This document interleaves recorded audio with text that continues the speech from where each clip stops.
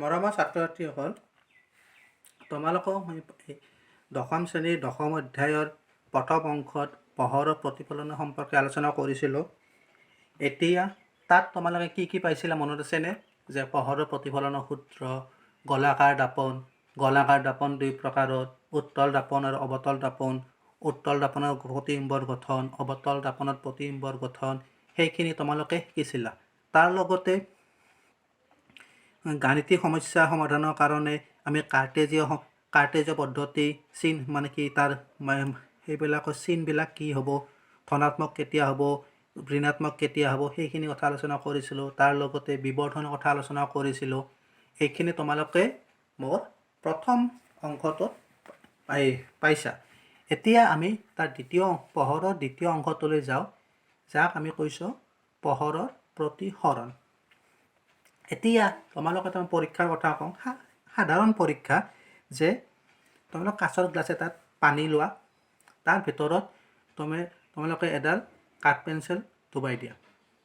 এতিয়া ডুবাই দিলে বাহিৰৰ পৰা চালে দেখা পাবা কাঠ পেঞ্চিলডাল আচলতে আমাৰ এডাল সৰল ৰেখা আকাৰত থাকিব লাগে ৰেখাত, কিন্তু সেইডাল পানীত যেতিয়া ডুবাই দিয়া যায় তাৰ দিশৰ সাধাৰণ পৰিৱৰ্তন ঘটে।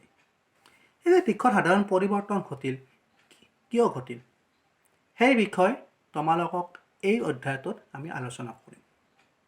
আৰু এই অধ্যায়টোৱে হ'ল আমাৰ পোহৰৰ প্ৰতিসৰণ। এতিয়া প্ৰথমে সংজ্ঞাটোলৈ যাওঁ, যে পোহৰ এটা মাধ্যমৰ পৰা আন এটা মাধ্যমলৈ গতি কৰিলে দুই মাধ্যমৰ সন্ধি তলত, এই শব্দটো বহুত ইম্পৰ্টেণ্ট শব্দ, দুই মাধ্যমৰ সন্ধি তলত পোহৰৰ ৰশ্মিৰ দিশৰ পৰিৱৰ্তন ঘটা প্ৰক্ৰিয়াক পোহৰৰ প্ৰতিসৰণ বোলে।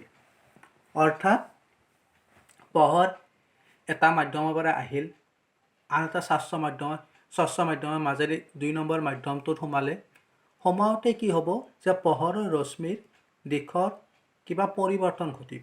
অৰ্থাৎ যি দিশত আহিব লাগিছিল সেই দিশৰ পৰা কিছু পৰিৱৰ্তন ঘটিব। আৰু এই পৰিৱৰ্তন ঘটা প্ৰক্ৰিয়াটোৱে হ'ল আমাৰ পোহৰৰ প্ৰতিসৰণ। ঠিকে আছে? এতিয়া কেনেকুৱা পৰিৱৰ্তন ঘটে, কি ঘটে, আমি এটা চিত্ৰৰ দ্বাৰা আলোচনা কৰিম। অৰ্থাৎ আমি আয়তাকাৰ কাঁচ, আয়তাকাৰ কাঁচ এটুকুৰাৰ মাজেৰে পোহৰ গ'লে পোহৰৰ দিশৰ কেনেকুৱা পৰিৱৰ্তন ঘটে, কি ঘটে, সেইখিনি কথা আমি ইয়াতে প্ৰথমতে চাই লওঁ। ইয়াতে এটুকুৰা আয়তাকাৰ কাঁচ, এইটো তোমালোকৰ স্কুলত প্ৰেক্টিকেলৰ ৰুমত সাধাৰণতে থাকে, তোমালোকে নিশ্চয় চাব পাৰিবা যে এইটো এটুকুৰা আয়তাকাৰ কাঁচ। এটা আয়তাকাৰ কাঁচ টুকুৰাৰ এইডাল হ'ল আমাৰ এইটো পোহৰৰ উৎস। পোহৰৰ উৎসৰ পৰা যি পোহৰ ৰশ্মি আহিব, বায়ু আৰু কাঁচৰ এই সন্ধিতললৈ আহিব, এই ৰশ্মিডাল হ'ব আমাৰ আপতিত ৰশ্মি। তাৰপিছত এই সন্ধিতলৰ পৰা কাঁচৰ মাজেৰে পাৰ হৈ যোৱা এই ৰশ্মিটোক কওঁ আমি প্ৰতিসৰিত ৰশ্মি। আৰু এই কাঁচৰ পৰা আকৌ বায়ু মাধ্যমলৈ যিটো ঘূৰি যাব ৰশ্মিটো, পাৰ হৈ যাব ৰশ্মিটো, এই ৰশ্মিটোক ক'ম আমি কি বুলি ক'ম, ইমাৰ্জেণ্ট ৰে বা নিৰ্গত ৰশ্মি। তাত পোহৰৰ প্ৰতিফলনৰ সূত্ৰ যেনেকৈ পাইছে, ইয়াতো আমি যে আপতন বিন্দুত এই লম্বডাল টানিম, এইডালক কওঁ আমি আপতন বিন্দুত টনা লম্ব বা অভিলম্ব। এনেকৈ এই বিন্দুটোতো আমি এটা লম্ব টানিব পাৰিম। এতিয়া এই আপতন কোণ, আপতিত ৰশ্মি আৰু অভিলম্ব তাৰ মাজৰ কোণটোক কওঁ আমি আপতন কোণ বুলি। ইয়াক স্মল আইৰে বুজাওঁ। তাৰপিছত এই কোণটো প্ৰতিসৰিত ৰশ্মি আৰু অভিলম্ব, তাৰ মাজৰ কোণটোক কম আমি প্ৰতিসৰণ কোণ, আৰু ইয়াক স্মল আৰেৰে বুজোৱা যায়। ইয়াতে এটা কথা থাকে যে দুয়োটা আপতন কোণ, প্ৰতিসৰণ কোণ আৰু প্ৰতিফলন কোণ দুয়োটাক আমি কিন্তু স্মল আৰেৰে বুজাওঁ, কিন্তু দুয়োটা বস্তু বেলেগ বেলেগ। সেইটো তোমালোকে লক্ষ্য কৰিবা যে প্ৰশ্নটোত কিহৰ কথা কৈছে, আপতন কোণৰ কথা, প্ৰতিফলন কোণৰ কথা কৈছে না প্ৰতিসৰণ কোণৰ কথাই কৈছে। য'ত যেনেকৈ হয় সেইটো আমি নেক্সট ইয়াৰ আমাৰ কথা ৰাখিব যে এই যিটো এই প্ৰতিসৰণৰ পিছত পোহৰ ৰশ্মিত আকৌ আগৰ প্ৰথম মাধ্যমলৈ যি ঘূৰি যাব এই ৰশ্মিক আমি নিৰ্গত ৰশ্মি বুলি কৈছিলোঁ। এই নিৰ্গত ৰশ্মিটো আৰু এই আপতিত ৰশ্মি এই দুয়োটা আমাৰ সমান্তৰাল হিচাপে ওলাই যাব। ঠিকে আছে এইখিনি।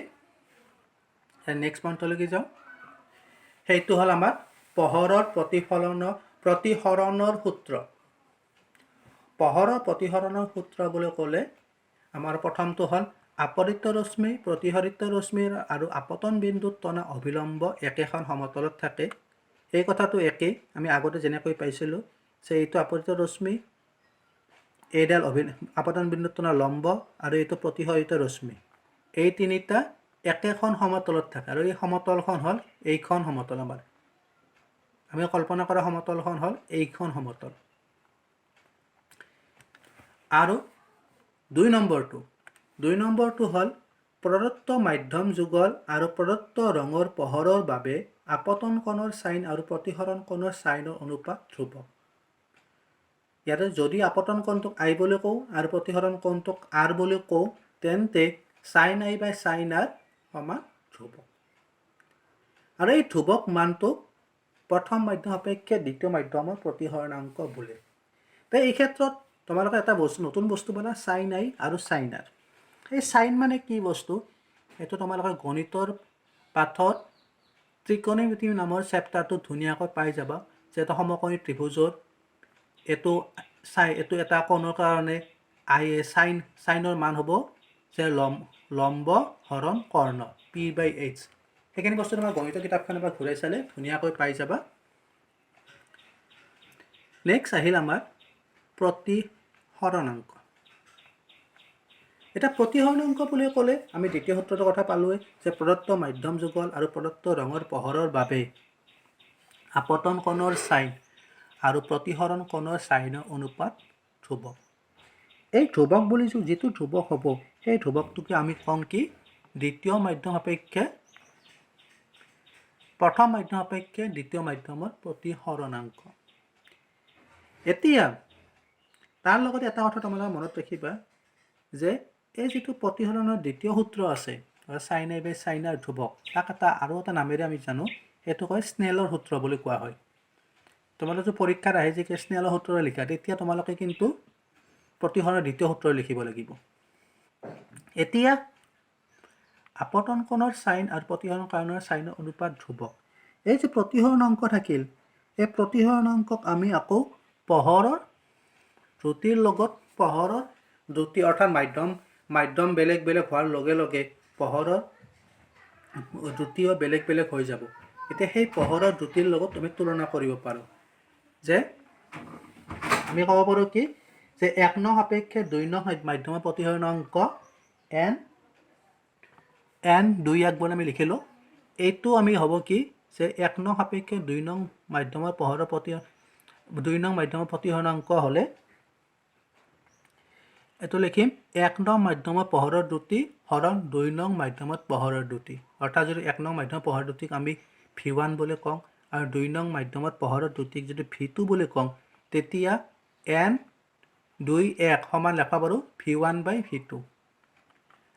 তেনেদৰে যদি পোহৰটো 1 2 অৰ্থাৎ 2 নং সাপেক্ষে 2 নং মাধ্যম সাপেক্ষে 1 নং মাধ্যমৰ প্ৰতিসৰণাংক, তাক আমি লিখিম যে 2 নং মাধ্যমত পোহৰৰ দ্ৰুতি হৰণ 1 নং মাধ্যমত পোহৰৰ দ্ৰুতি, অৰ্থাৎ V2/V1।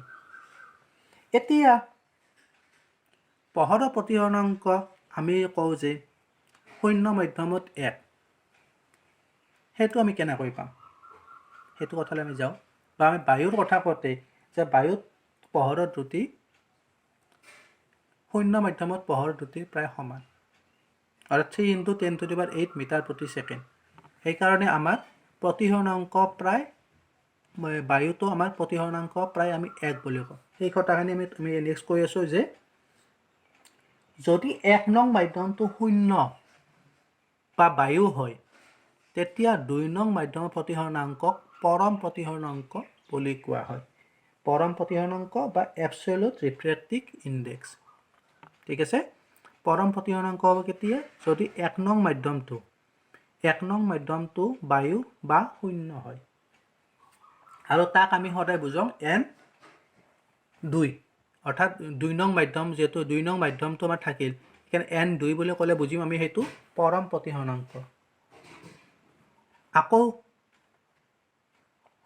যে আমাৰ যদি কওঁ যে যদি বায়ুত পোহৰৰ দ্ৰুতি c হয় আৰু কোনো এটা মাধ্যমত পোহৰৰ দ্ৰুতি যদি v হয় তেতিয়া সেই মাধ্যমৰ প্ৰতিসৰণাংক সমান আমি কৰিব পাৰিম যে বায়ুত পোহৰৰ দ্ৰুতি হৰণ মাধ্যমত পোহৰৰ দ্ৰুতি c/v এতিয়া আমি ইয়াতে মই এটা প্ৰশ্ন এটা দিছোঁ যে পানীৰ প্ৰতিসৰণাংক 1.33 অৰ্থ কি এইটো তোমালোকে নিজে লিখিবা মই এটা বেলেগ এটা উদাহৰণ কওঁ যে কাচৰ প্ৰতিসৰণাংক আমি সাধাৰণতে কওঁ 1.5 ইয়াৰ অৰ্থটো কি যে কাচৰ প্ৰতিসৰণাংক 1.5 ৰ অৰ্থ হ'ল যে বায়ুত পোহৰৰ দ্ৰুতি হৰণ কাচত পোহৰৰ দ্ৰুতি সমান 1.5 আৰু তাৰ পৰা আমি যদি বায়ুত পোহৰৰ দ্ৰুতিটো আমি 3 × 10⁸ মিটাৰ প্ৰতি ছেকেণ্ড কৰোঁ তেতিয়া দেখিবা যে কাচৰ পোহৰৰ দ্ৰুতিৰ মান হৈছে 2 × 10⁸ মিটাৰ প্ৰতি ছেকেণ্ড সেইটো তোমালোকে কৰি চাবা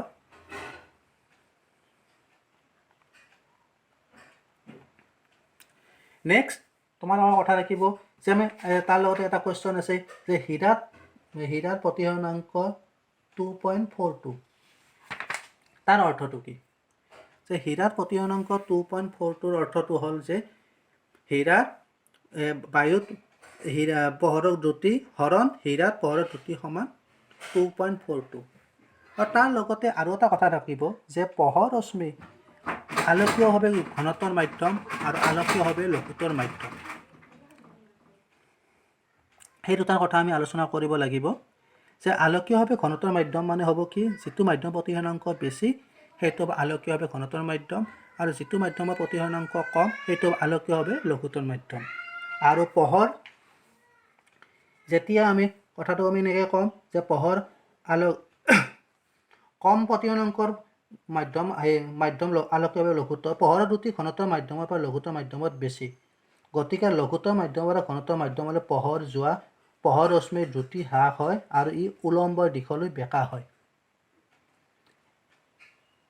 আৰু একেদৰে ই যদি ঘনত্বৰ মাধ্যমৰ লঘুত্বৰ মাধ্যমলৈ গতি কৰে তেতিয়া ইয়াৰ দ্ৰুতি বৃদ্ধি হয় আৰু ই উলম্বৰ আঁতৰলৈ বেঁকা হয় অৰ্থাৎ পোহৰ ৰশ্মিটো প্ৰতিসৰণৰ পিছত কোনফালে যাব মানে অভিলম্বৰ কাষত লৈ যাব নে অভিলম্বৰ আঁতৰি যাব সেইটো কথাটো আমাৰ আহিব যে সদায় পোহৰৰ দ্ৰুতিটো যদি বৃদ্ধি হয় তেতিয়া ই উলম্বৰ পৰা আঁতৰি যাব আৰু পোহৰৰ দ্ৰুতিটো যদি হ্ৰাস হয় তেতিয়া ই উলম্বৰ কাষলৈ আহিব তে এইখিনি কৈয়ে তোমালোকৰ পোহৰৰ প্ৰতিসৰণৰ প্ৰথম অংশটো আমি আলোচনা কৰিলোঁ ইয়াৰ পিছত আমি লেন্সৰ কথালৈ যাম সেই লেন্সৰ কথাখিনি আমাৰ কি হ'ব আমি লেন্সৰ কথাখিনি গোটেইখিনি নেক্সট দিনত আলোচনা কৰিম তে আজিলৈ ইয়াতে মই তোমালোকৰ ক্লাছটো সমাপ্ত কৰিছোঁ